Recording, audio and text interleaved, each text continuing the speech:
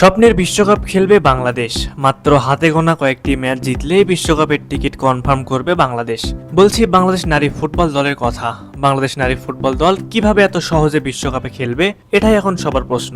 তবে চিন্তার কোনো কারণ নেই, আপনাদের বোঝার সুবিধার্থে আমরা আপনাদের বলে দেব বাংলাদেশ নারী ফুটবল দল কিভাবে বিশ্বকাপে খেলবে। বিস্তারিত ভিডিও শেষ পর্যন্ত দেখুন, তাহলেই বুঝতে পারবেন। 2026 AFC এশিয়ান কাপের গ্রুপ পর্বে 3 ম্যাচ খেলে কোয়ার্টার ফাইনালে চলে গেলে আসবে এই সুযোগ। টুর্নামেন্ট 12 দলের হওয়ায় গ্রুপে তৃতীয় হয়েও কোনো দল যেতে পারবে শেষ 8-এ। এই কোয়ার্টার ফাইনাল থেকে সেরা 4 দল সরাসরি খেলবে ফিফা বিশ্বকাপে, আর বাকি দলও ইন্টারকন্টিনেন্টাল প্লে অফ ম্যাচ খেলার সুযোগ পাবে ফিফা বিশ্বকাপে কোয়ালিফাই করার জন্য।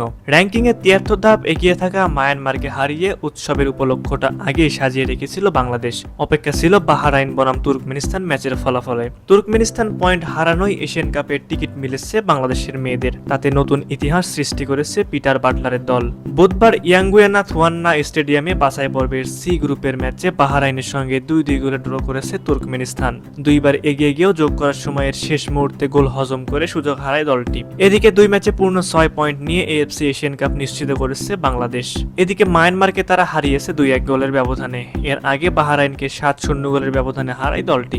নিজেদের ইতিহাসের প্রথমবার এশিয়া কাপের মঞ্চে জায়গা করে নিয়েছে তারা। এশিয়ান কাপের মূল পর্বে জায়গা করে নেওয়ায় এখন সামনে সুযোগ রয়েছে বাংলাদেশের বিশ্বকাপ খেলার। সহজ কিছু সমীকরণ মেলাতে পারলে এটি সম্ভব হবে বাংলাদেশের জন্য।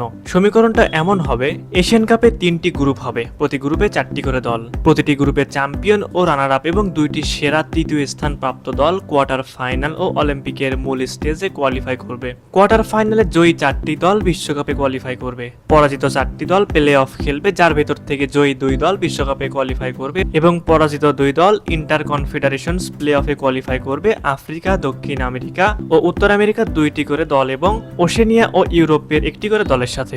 এই 10টি দল হতে 3টি দল বিশ্বকাপে কোয়ালিফাই করবে। সুপ্রিয় দর্শক, আপনাদের কাছে কি মনে হয়, বাংলার বাঘিনীরা কি পারবে বিশ্বকাপে জায়গা করে নিতে? অবশ্যই সেই বিষয়ে আপনাদের মতামত আমাদের কমেন্ট করে জানাবেন।